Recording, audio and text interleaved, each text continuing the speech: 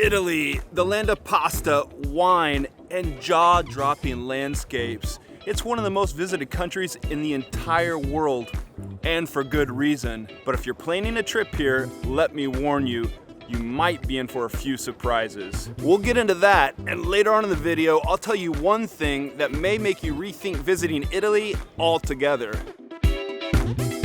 I don't know why you would not visit Italy.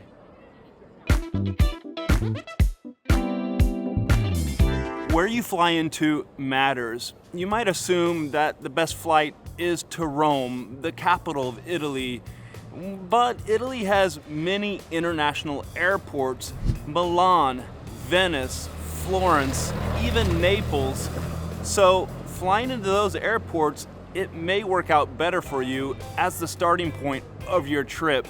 So check around at the different airports, shop for the best prices and what makes the best sense. As an example, I was recently on the phone with my sister, who along with her family is planning a trip here to Italy, and she thought maybe she could fly into Florence, do all the visiting here and where we're going to go, and then fly out of Rome. But checking ticket prices, doing an airport one way and then flying out of another airport, well, it was gonna cost more money, and she found cheaper tickets flying in and out of Rome.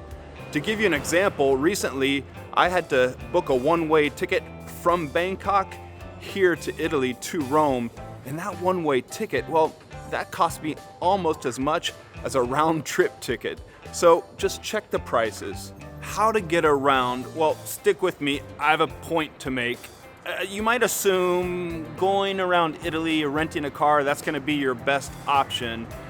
But unless you're going out to the countryside, it can come with its own headaches. ZTL zones, and those are these limited traffic zones in the cities where you can't drive.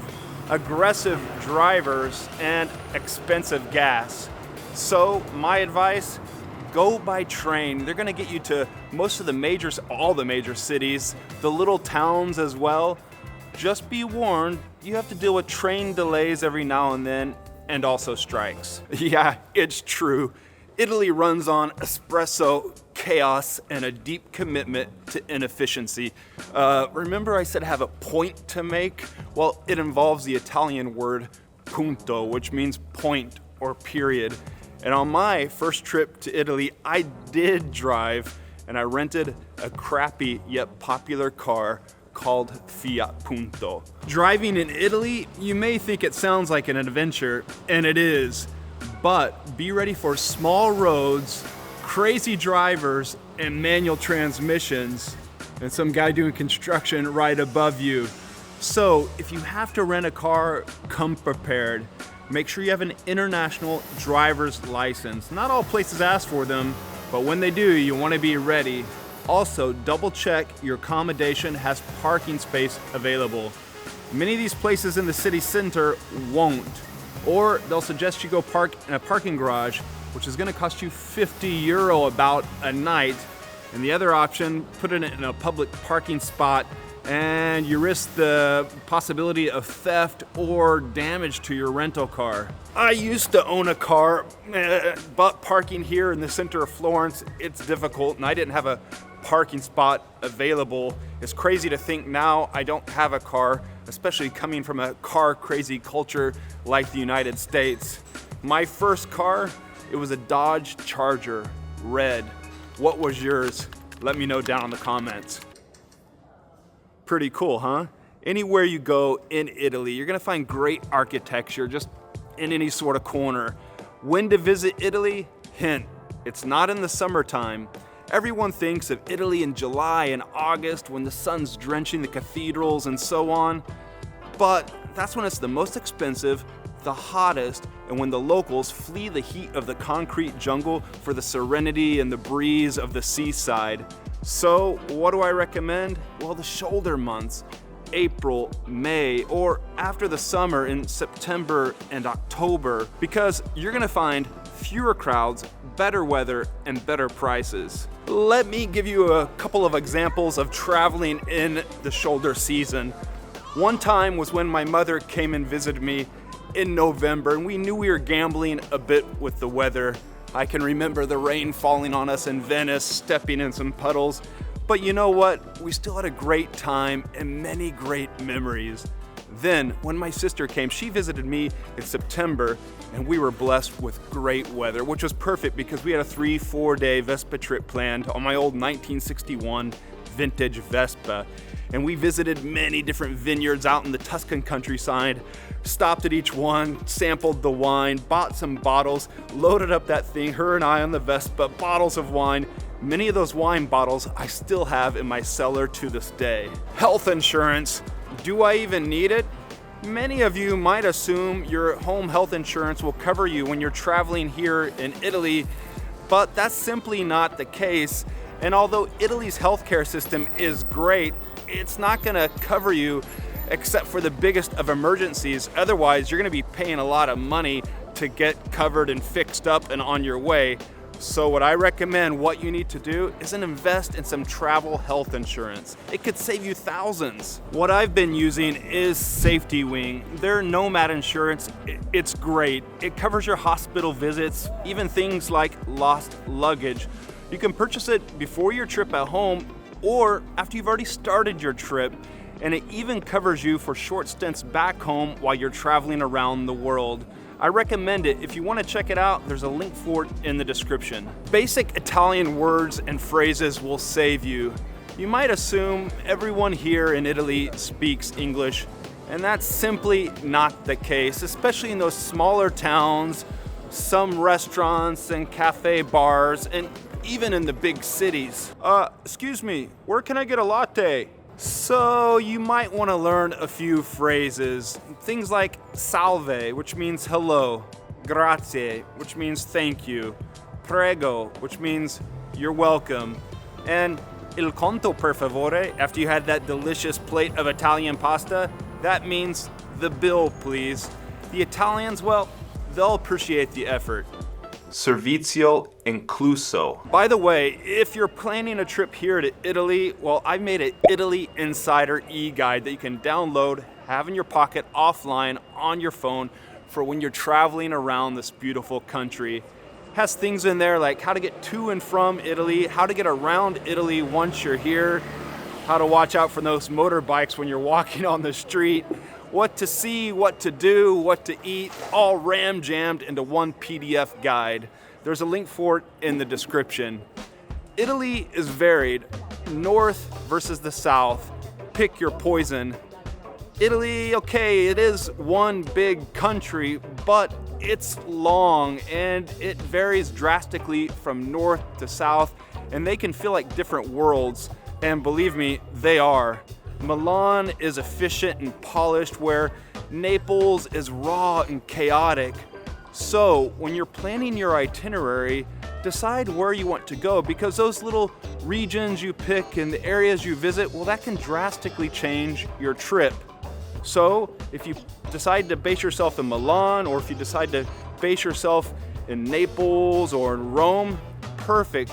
This way you'll know, and you're gonna have the greatest time of your life. Just doing so, you'll come in prepared. Overpacking will ruin you. You want to look stylish on your Italian vacation, wearing cool clothes every day, hipster shoes, and just going around. Perfect for those Instagram photos. But these cobblestone streets and the staircases up and down to your Airbnb, well, it'll break you, and you're gonna be sorry if you've overpacked. So my recommendation, pack light. Wear comfortable shoes and embrace la dolce vita. You'll thank me for it later, or you can do so now by clicking the like button. That means a lot to me. Also, have you subscribed? I know a lot of you aren't yet subscribed, so make sure you do. That'll make sure you're not gonna miss out on any of my upcoming videos. Also, click that notification bell as well. It also supports me to grow the channel, get these videos out to a much wider audience of travel lovers like ourselves. So thank you. Heating and AC, well, welcome to old school Europe. Something's worrying me. I'll explain it here to you here in a second. You might expect that you'll come here and your hotels and your Airbnbs are gonna be cool and crisp, well AC'd like you have at home. But the reality is different. AC, air conditioning, is hard to come by here on the old continent, and maybe at times it doesn't exist in your accommodation. And heating, well, at times you go into some of these places and it feels like you're inside a refrigerator. This is old school, old Europe, and Italy has not yet got with the times of having all the modern amenities. You come to Italy for the beauty, the culture, the pasta, not air conditioning, so be prepared. My advice, what you can do, you can bring a few things like a portable fan. Of course, bring lightweight clothes if you're traveling in the winter. One of my pro tips lately is thermal underpants underneath my normal pants. It helps me out quite a bit. Knowing these things, you'll be prepared to survive. So, what's worrying me? What's on my mind? Well, I'm fortunate enough to live here in the center of Florence in one of these old school stone buildings. And well, it's really cold in the winter time. Even in the spring now, in the mornings I have to use a space heater under my desk to help keep me warm, and those thermal underpants as well. And in the summertime, well, there's not air conditioning to go alongside my old heater that doesn't heat up the place very well at all. And so without air conditioning, in the summer, all day I keep the shutters closed and the windows closed to stop the light from coming in. And at night I open them up to let in any cool air, and I have thousands of oscillating fans. So I've dealt with it over the years, but why is this a problem now? Well, because my sister and her family are visiting, and I'm worried about them coming from the United States here when they're so used to air conditioning. My sister said, well, it'll be a great experience for my kids to know what life is like without air conditioning, but I tell you, it is quite miserable, and you end up sweating a lot and take 2 to 3 showers a day. So fingers crossed for my family. Strollers, wheelchairs, and walkers, I'm sorry. You think Italy is a tourist-friendly country, and it is for the most part, but many of these historic city centers weren't built for accessibility. Think badly paved streets, uneven sidewalks if they exist, steep staircases in the buildings, and the elevators, if they exist, well, they're tiny. So if mobility is a concern, plan accordingly. And well, I'm sorry on the behalf of the Minister of Infrastructure and Transport. I'm looking at you. Hi. We followed you before we came here. Awesome. Yeah, hi. Hiya. Subscribers. You're subscribed, right? Yeah. Yeah, from Scotland, Scotland from Glasgow. Glasgow. Yeah, interesting. Everybody watch this guy. Yeah, watch him. Very good, very Thanks, good. Ronnie. Yeah. Thank you for being here. Where are you going? All right. Who are you? You are famous. No. no. Are you famous? No, I'm not. Ciao, ragazzi. Hello. All right, on to the next spot. Now, I want to tell you about 24-hour, 7 days a week convenience and takeaway food, takeaway coffee. Well, forget about it. At home, you can get a takeaway coffee. You can drop into a restaurant any time of the day and grab a bite to eat. But in Italy, no, it's not done that way. Italians drink their coffee standing at the bar or sitting at the table, and restaurant dining hours, well, they're pretty strict. Don't think about going to dinner at, say, 5 o'clock or 5:30. They're not gonna serve you.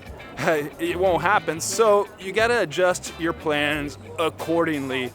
And by that I mean, plan on having your breakfast there outside the cafe. It's gonna be great. It's light and sweet, a cafe and a little pastry. Save your appetite. You're gonna have to save your appetite for lunch. Now, lunch hours, that runs from, say, 12 o'clock to 2:30, and then dinner, well, you'll pop in to dinner. Restaurants won't open until 7, but probably only 7:30 p.m. So the convenience isn't here. In fact, I was showing my Thai friend a photo of my street that I live on, and she said, well, where are the 7-Elevens? And I said, no, there are no 7-Elevens, no convenience stores around here. In fact, it's kind of a pain in the butt. If I want a bottle of water or say some tissues or something like that after 8 p.m., I'm out of luck. Now let's talk about convenience and charm. You expect things to be fast and efficient. Convenient? No. But charming? Yes, and in abundance. Italy runs at its own pace. Trains are late, shops are open at random hours, and customer service, well, it's on a scale from relaxed to rude. So take a deep breath, embrace the charm, and don't expect things to run like clockwork. Italy wasn't designed for convenience, it was designed to be charming. You'll hate it until you love it. Public restrooms? Well, good luck. You expect them to be easy to find when you're out and about, but the reality is they're difficult to find and they require a small fee. So don't pass up the chance when you see one to go, and be ready to pay when you're at a cafe or a bar having that sip of espresso. That'll earn you the right to use their bathroom. Well, some coffee bars will let you just go to the bathroom, but you need to know which ones. And if you can, befriend the hotel and the lobby so you can zip in and out of there and use their facilities if you need to. When I was out walking about earlier, I took the chance to have a little fresh orange juice and I used their bathroom. So think ahead. Restaurant culture, slow, not rushed. I got something to confess to you here in a minute. I'll get to that. You're used to fast service, fast food back home. But here in Italy, it's a whole food odyssey experience. Waiters won't rush you. They won't come by a million times to your table asking, is everything okay? How are you doing? Is everything okay? And they won't bring you the check right away. It's not rushed like that here. So sit back and enjoy the experience. Don't expect fast food style efficiency, but do expect the best damn food of your life. The tipping myth. Don't overdo it. Do you remember I said that I have a confession I need to make? Well, it's that I rarely tip. You're used to tipping in the United States, but here in Italy, they don't do that, at least not in the same way. Often you'll see coperto, cover charge is included, or you see the servizio inclusivo, service is included in the bill. So don't worry about tipping. If you feel the need to tip, well, simply round up to the next euro by dropping 1 or 2 euros on the table. You'll be fine. Don't expect that you need to tip something like 20% like you would in the United States, and get ready to enjoy the freedom of not having to worry all that fuss about tipping and everything that comes along with it, and the waiters giving you a nasty look.